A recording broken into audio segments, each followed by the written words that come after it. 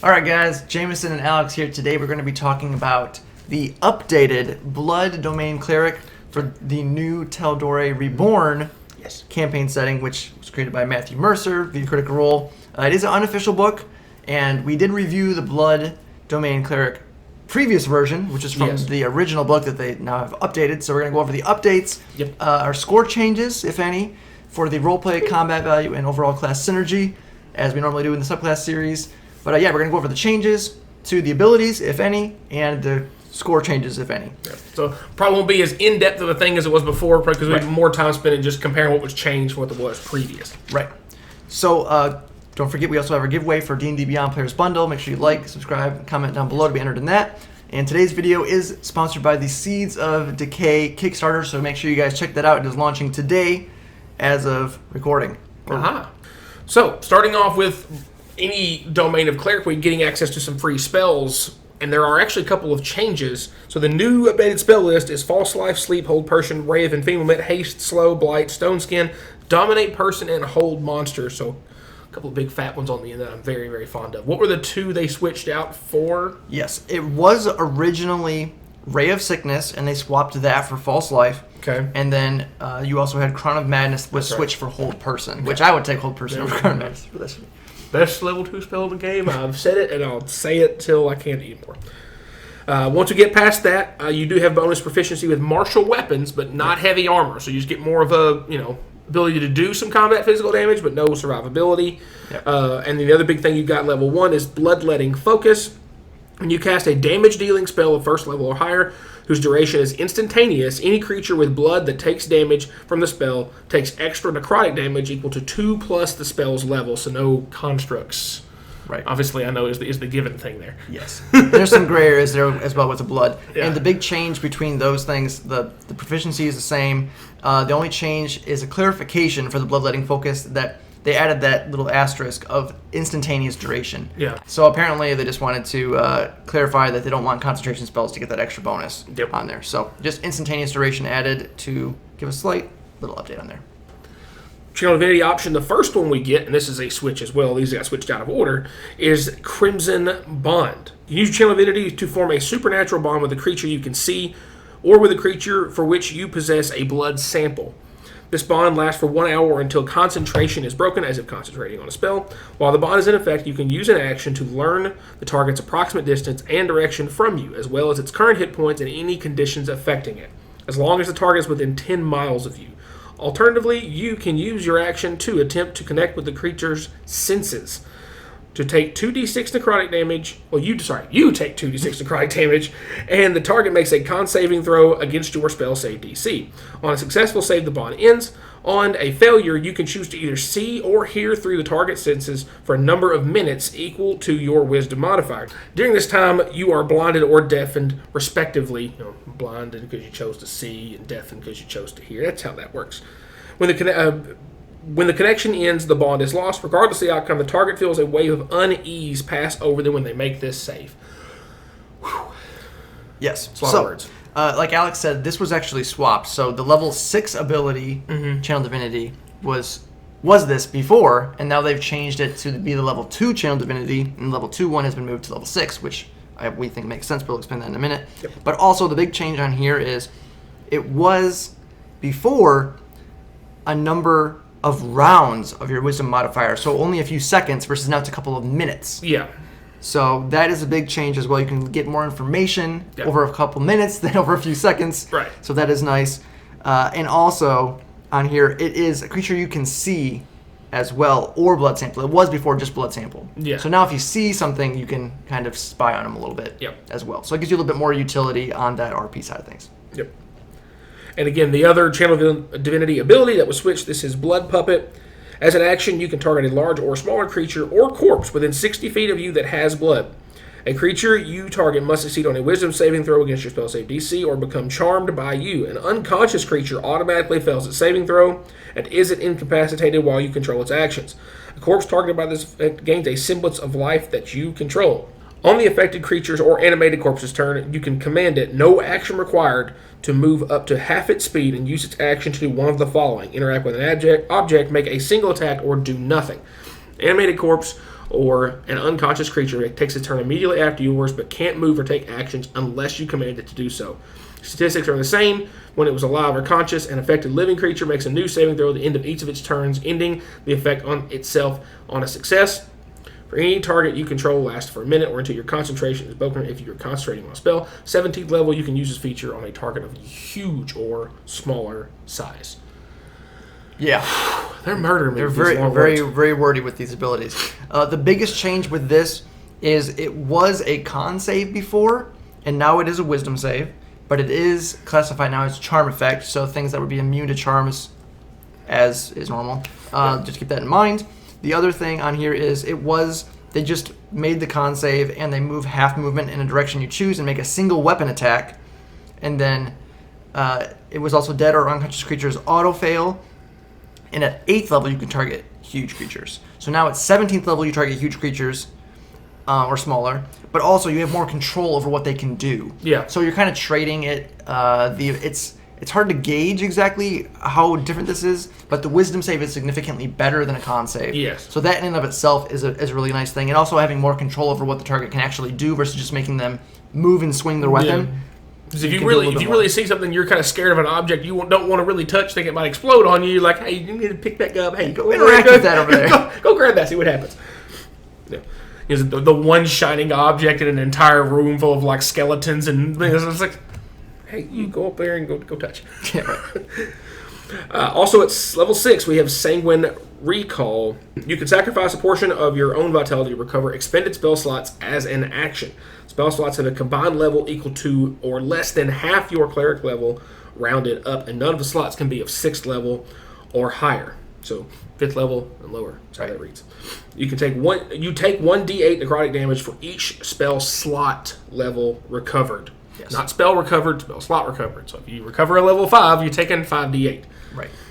So that works. You can't use this feature again until you finish a long rest. And it gives a list of example of how that math all works out there. Right. And this before was your level 8 ability. They moved it down to level 6. So you get it earlier, and you also get a new level 8 ability, which we'll go over in a second. But the other change to this is you take 1d8 now, and it was originally 1d6. So you take, on average, like 1 extra damage. Yeah, but whatever. You get access to it sooner. So. But yes, that is true. And if you're a cleric, it's the most valuable thing you have access to. Yeah, it's spell slots. It's your spell slot. Definitely, it's definitely worth it. At 8, you get Divine Strike. If you've read any clerics before, you know what that does. Extra damage on your melee attacks. In this case, it is 1d8 necrotic damage, which scales to 2d8 at level 14, as all of the Divine Strikes do. And that's just straight up new. You just get that added on for fun. Which I thought it was weird. You didn't have, like, almost all clerics either have the Divine Strike or the cantrip buff. I can't think what they call the cantrip buff off the top of my head right now for whatever reason. But that's common for almost every cleric to have access to one of those two things. Yeah, empowered cantrips. There it is. And finally, of course, we have the ult at level 17, the capstone of Vascular Corruption Aura. You can use your action to emit a deathly aura of necrotic energy that causes the veins of nearby foes to burst and bleed. For 1 minute, any hostile creature with blood that moves within 30 feet of you for the first time on its turn or starts its turn takes 3d6 necrotic damage. So if a hostile creature with blood regains hit points while in the aura, it only regains half as many hit points as expected. This is a once per long rest feature. Yes. And this is the same, except now it does 3d6 instead of 2d6. So they actually buffed it up, surprisingly. And I agree. This is a once per day thing. Yep. It should be more impactful. It should do more things. As other capstones that maybe aren't as specifically potent or don't last as long, right. You could do all the time or once per short rest, thing like that. But if it's going to be once per day, it needs to hit. Right, exactly. So, recapping of the scores, we're going to go over if we think these changes warranted any changes to the actual scores we gave originally. So first up is the roleplay value. Again, you know how that works. Asterisk. We're not talking about class, fantasy, history, lore, background. We're talking about the abilities and how those impact and all that. You know the drill. Yes. So with the RP stuff on here, we do have some slight changes on here that we think warrant a small bump. So for example, having the ability for the tracking Crimson Bond kind of feature and having more ways to use that, an earlier and longer duration, we think that gives a little bit of a warrant in and of itself. And then the spell list changes are nice as well. There's just a few little things down here that we think give it a warrant for an extra half-point bump. So when we move it up from originally we gave it a 3, we have increased that score to a 3.5 after these updates. Yeah. Just an extra half a flump. No, nothing too wild, but just a little bit extra help. Yeah, we think the switch to the Blood Puppet being Wisdom Save and the Crimson Bond being easier to use and longer duration have really given it a nice little bump for sure. Those are the main reasons. Yep.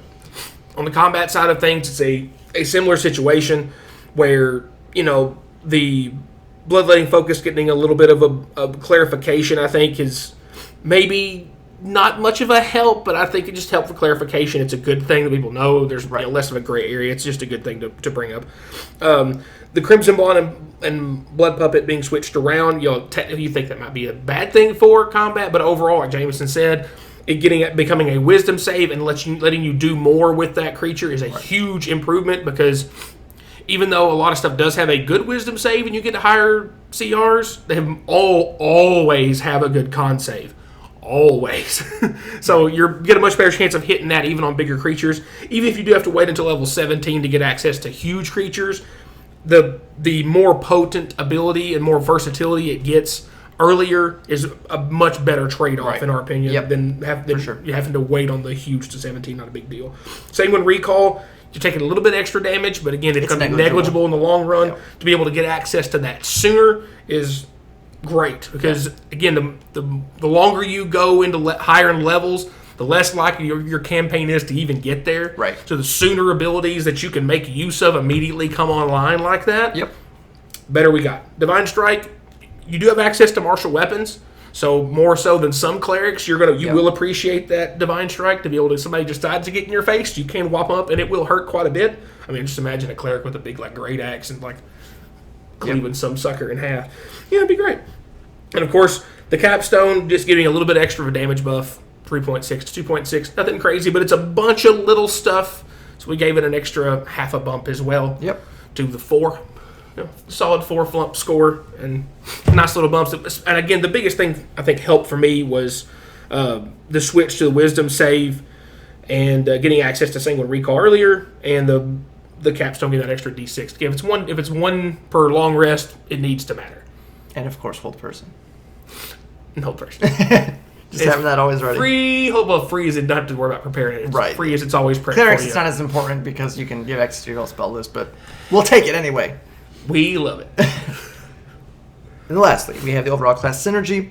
There's not really, we've pretty much said it all a couple times already, so not really much reason to go over all the changes again. But with all the changes and utility and things getting earlier, we decided to give it a bump up as well. So we gave it another half point for that. So we moved up from a 3.5 to a 4 for the synergy as well. So we gave it a solid 1.5 total score increase from these updates. So we have a 3.5 RP, a 4 combat, and a 4 synergy. And I think that you made the comment jokingly, but I think it's actually kind of underappreciated maybe with the whole concept of spells like Hold Person, getting access to haste. Clerics don't normally have access to haste. Yeah. Dominate Person, Hold Monster, like those 4 specifically with haste, and again, you don't normally have access to. But with the hold spells, you can get them normally as a cleric, but sometimes if you go a while without finding a way to use them, you're like, should I prep this? Right. You don't have to worry about it. You always have it on hand, even if you don't take the time to prep it, so you can kind of get maybe more creative with some of the other spells. Right. You can pick some more niche spells by not having, because there's certain spells you feel like, I have to always have this ready. Like Hold Person. And if you have it automatically prepared, then it lets you be a little bit more wild with your spell choice. You can you can kind of experiment from day to day to find some that you normally I don't know about this. Let's give it a shot today, see how it goes. The funs of being a cleric or a druid, for example. For sure. But that's our updates, guys. Again, this video is sponsored by Seeds of Decay Kickstarter. Make sure you check them out. It's a cool little thing on there with an awesome campaign setting, bestiary, all kinds of cool stuff on there. Made through and helped with Hit Point Press, which awesome stuff, guys. They always do quality stuff, so make sure you check them out. It's going to be one you don't want to miss. So check out. We'll put a link down below to the Kickstarter. Make sure you look at it, check it out, see if it's something worth doing. But probably is. Let's be honest. Let's be real. Yeah. So that's all for today, guys. If you enjoyed the video, remember to like, subscribe, hit the bell notifications so you know when our new videos are coming out. And as always, thanks for watching.